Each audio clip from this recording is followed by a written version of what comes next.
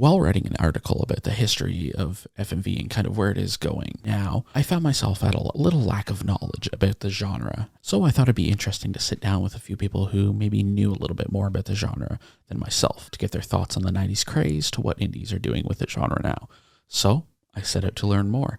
And, well, you'll see from the video that I was able to sit down with Justin McElroy from My Brother and Me, Joystick, Polygon, The Besties, and The Adventure Zone. Today, I'm here with Justin McElroy, a professional podcaster and still current video game journalist. Would you say that's fair?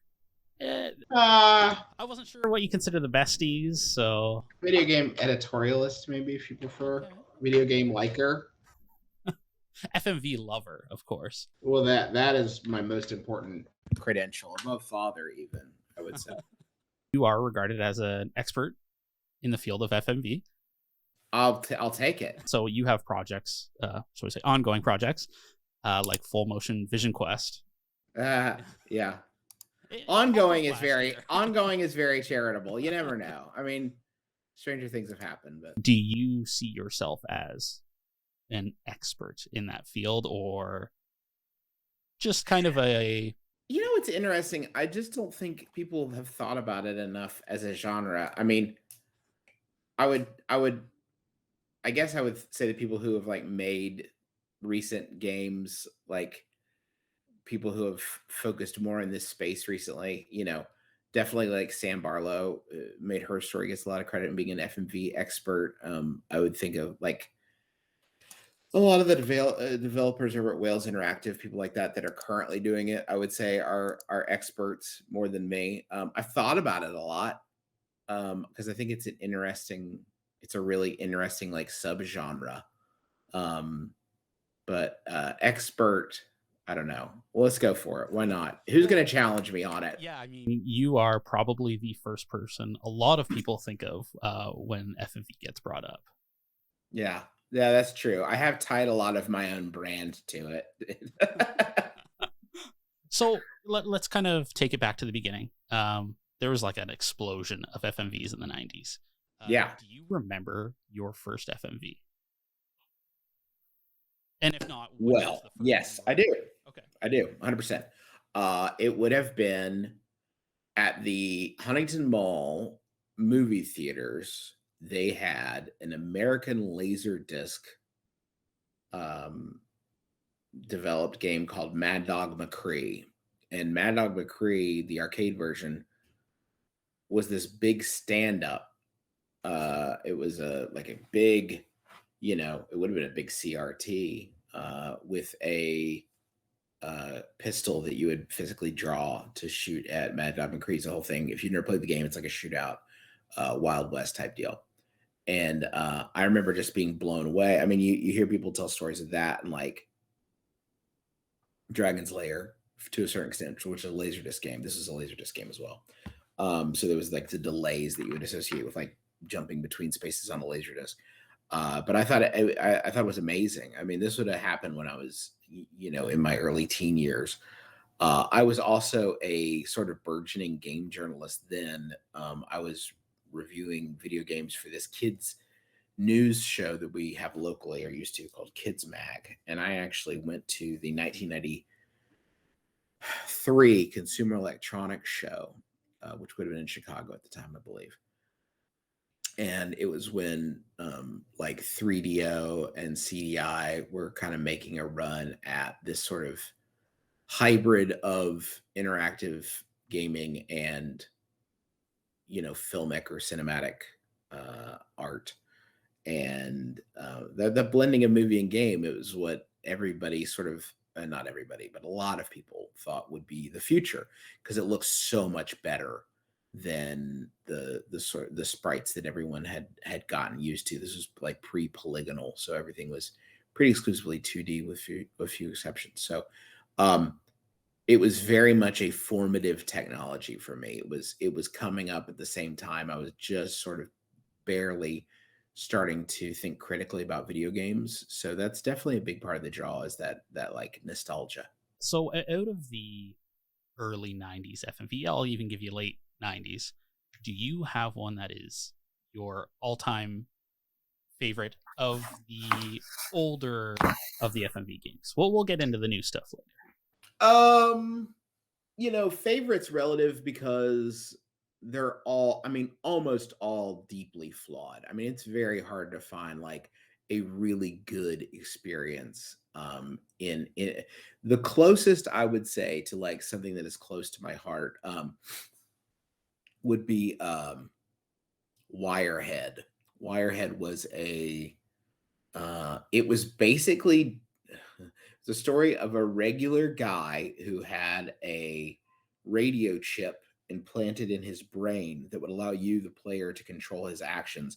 And the government was trying to reclaim this technology from him. And you had to be the one to help him like escape this increasingly wild scenario that he was in. So there's all the kinds of people trying to kill him and stuff. And it was basically like you would get directional button prompts, left, right. So like there was a scene where he's on a skateboard and you're having to like steer him on a skateboard or else he died. And it was basically Dragon Slayer. Like if you play Dragon Slayer, it's the exact same thing.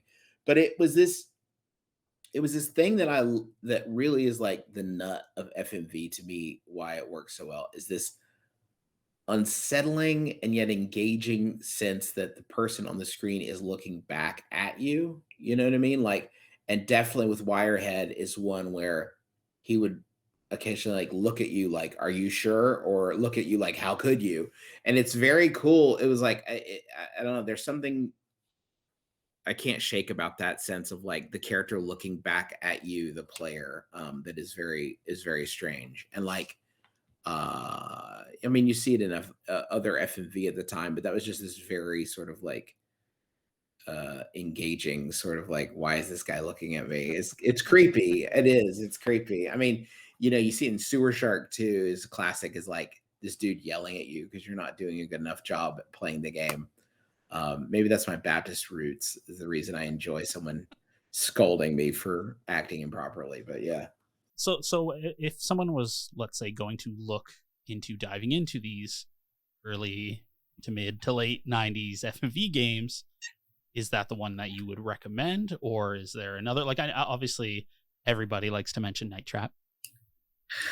Night Trap's okay. Night Trap, Double Switch, that whole like wave of those like American laser games or digital. Oh man, it's gonna irritate me. But I have like an award of theirs. Like, hold on, wait. This is wild. What's that? Digital Pictures. That was the name I was trying to think of. Which is wild that I didn't have it because I actually have this new media multimedia award, the bronze medal presented to Digital Pictures by the New Media Envision Multimedia Awards 1994 for Ground Zero Texas in the category of games that I bought off eBay. I was just going to ask how the hell. Yeah, I bought off Tom Zito, who used to sell a bunch of this. He was like the cat running American Laser Games, but he put a lot of this stuff on eBay that I got. So a lot of those Digital Pictures things are definitely interesting relics, and they're weird, and I think it's gripping watching people try to like figure out how a new technology works. I don't think you get like really super successful ones until you get to like some of the ones that use it for like investigations are kind of interesting.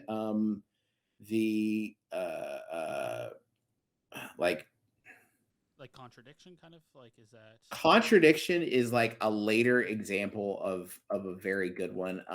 There's one called Spycraft that's actually very good. That is an early one that actually genuinely succeeds in that era. But Sherlock Holmes Consulting Detective is pretty good because it's just a puzzle game that is using FMV to like communicate the story aspects. You're not controlling the narrative bits so much. A lot of them are really like that is it, when you separate the filmic elements from the gameplay elements, I think they work a little bit better. Dracula Unleashed is another one of those like early that they actually released that on DVD later, which is wild. But I think those are good uses as good as we got early on. Myst, depending on how you think about it, I don't necessarily count Myst because I tend to think of that as like a 3D game with FMV elements, but ones that like really lean on FMV, it's hard to find great ones. Voyeur is one that was released on CDI and PC.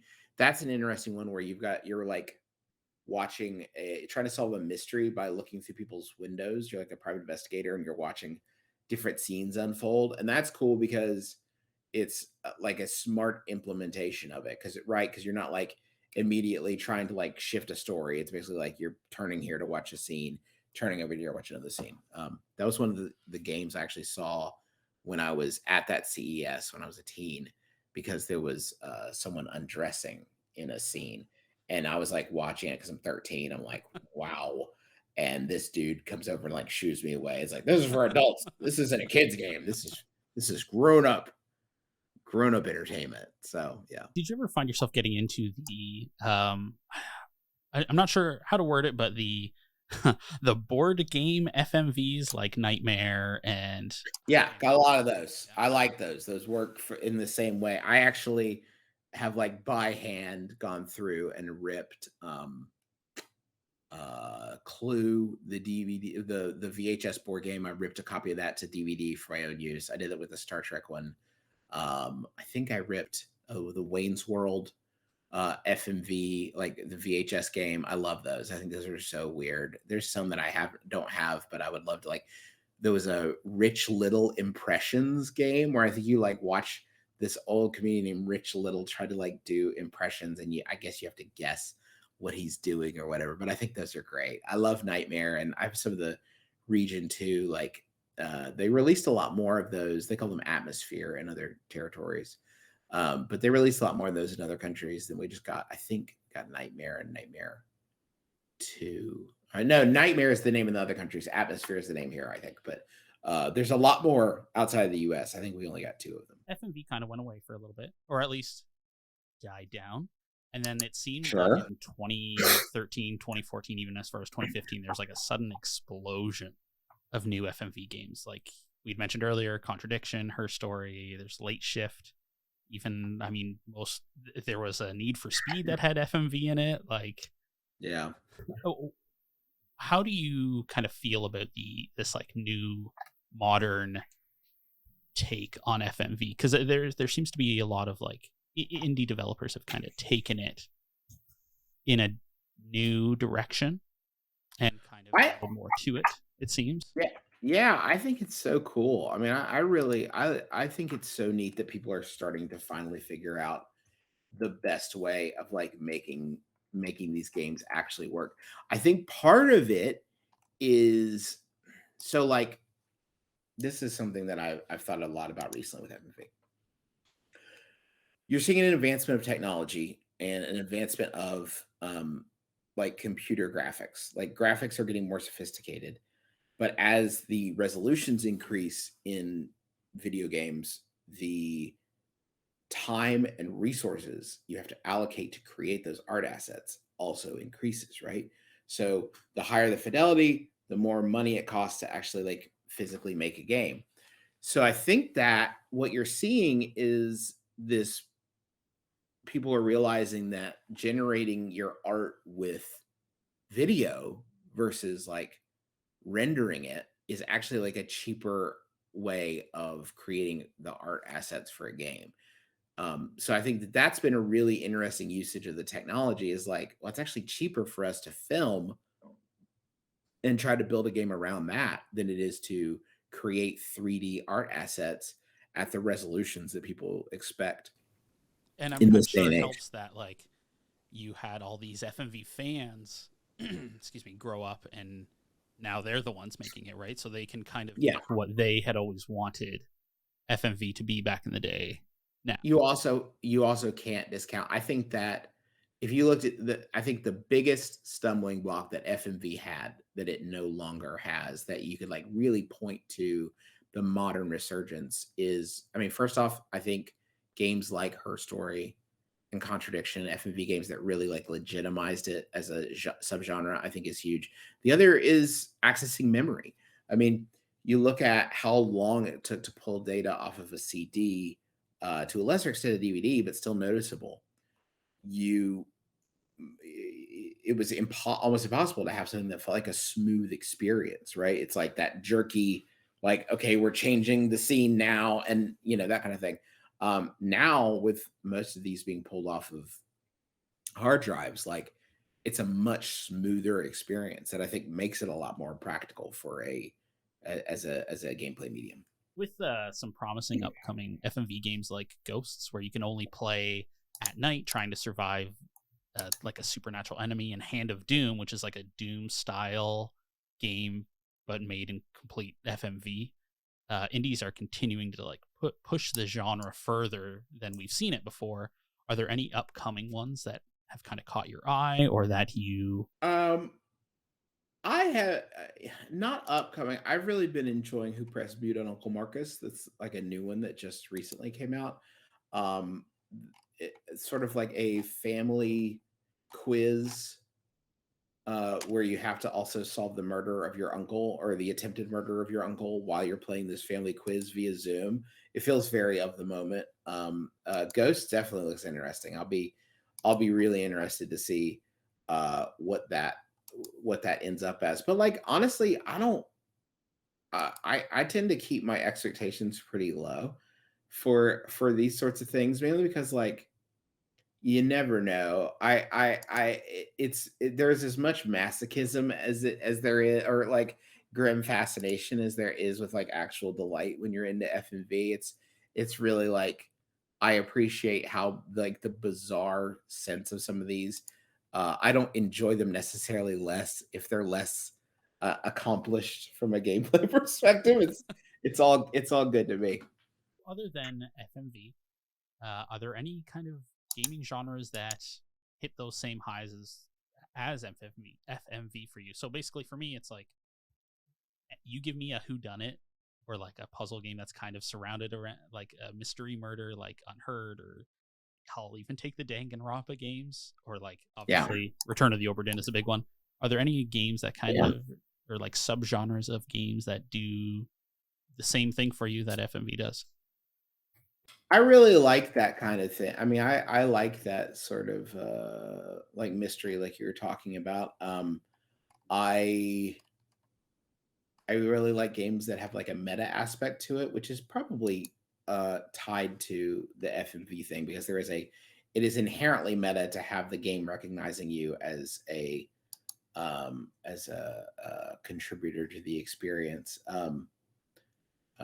Along those murder mystery lines, have you played The Sexy Brutale? I have it, but I have not played it. You should play it. Okay. You'd really that was like actually going to be my next question. Is there a game? Is there a overall FMV game that you would recommend, and is there another game from that other subgenre that you enjoy that you would recommend? But Sexy Brutale is great. That's not an FMV game, but it's very cool. If you haven't played Conspiracy, I really like Conspiracy. That is like a few years old at this point, but very, very much enjoy that one. I would also recommend Dark Nights with Poe and Monroe. That's a aren't you? Yes, that I was about to say. I was not gonna hide that. That is one that I play a small role in, but that's a very cool kind of mystery sort of thing. Another DeVecchi Studios game that did Conspiracy and some others. They also did, what was it, the Shape-Shifting Detective, and some other cool stuff. So they're doing a lot of DeVecchi is doing a lot of interesting stuff.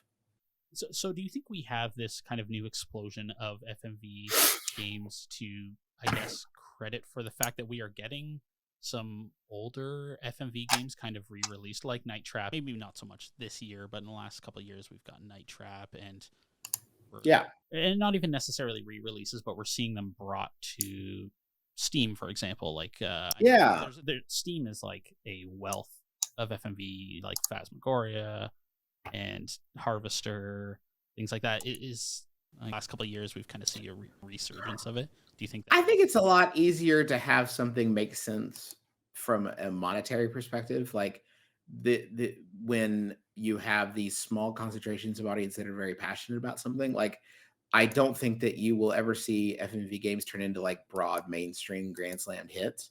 But it is a lot easier for like a small concentration of people to find something they like and glom onto it. Yeah. And I think that's what like you've seen is like all the people who liked FMV games were able to come out of the woodwork and say like, hey, we like this. Make more of this. There's not a bajillion of us, but there's enough to make it like to make a re-release make sense. Yeah, that's fair. Okay. And a lot of it is fan work, by the way. Like if you get onto like the Night Trap forum, some of the other FMV game forums, like those games were unearthed by fans. I mean, there's a lot of people who have done the work of like going to people's houses to find the original DAT tapes and stuff like the original recordings and stuff like that to sort of like, because that's the other weird thing is like there are these really high quality recordings somewhere, hopefully they still exist, that had to be like compressed and smooshed down all to hell. And there's a, like, if we're going to preserve that footage, that original experience, like you got to act quickly. A lot of it's gone.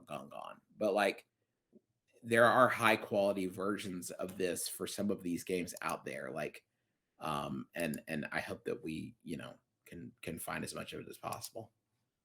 Oh my so you gosh.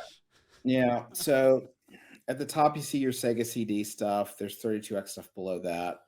The tall, weird boxes are 3DO games. The ones that are really wild, the wildest stuff that I have, at least I think it's pretty wild, is if you look down the bottom left-hand corner of the shelves, you'll see like Sonic Fury and Pop's Ghostly. That was for something called the Worlds of Wonder Action Max, which was a console that played you would use in conjunction with a VHS player.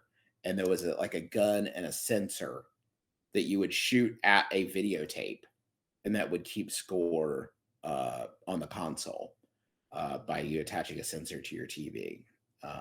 Not a very popular system, but those are some wild ones. You can watch playthroughs of those on YouTube, and they are, I mean, really something else. Really fascinating stuff. Look up Pop's Ghostly. The rescue of Pop's Ghostly on the Action Max platform, because it is a VHS tape that someone played and would have like specifically reactive parts of the video, a flashing black and white part of the image it's the exact same way that like look up Captain Power 2, because that was an animated kids show that was on Saturday morning. It was live action animated hybrid kids show that was on Saturday mornings, where you would get these toys that were the ships with like a handle on them, and you would watch the TV show and shoot the show for points. And there were certain parts of the screen that would react to your like little sort of like toy controller type thing, because you would like play along with the show or whatever. It's the same technology for the Action Max. But so would you get your score at the end of the show? The score would be generated on your little toy. Okay. So it would track, like you would reset at the beginning of the episode, and then it would track the parts of the show that you were able to shoot properly, and then it would give you your score for the episode at the end on the back of the thing. And you're saying this isn't still popular? Go figure, right?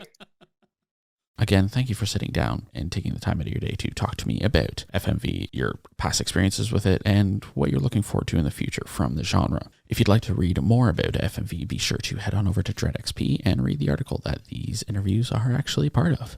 And until then, we'll see you later.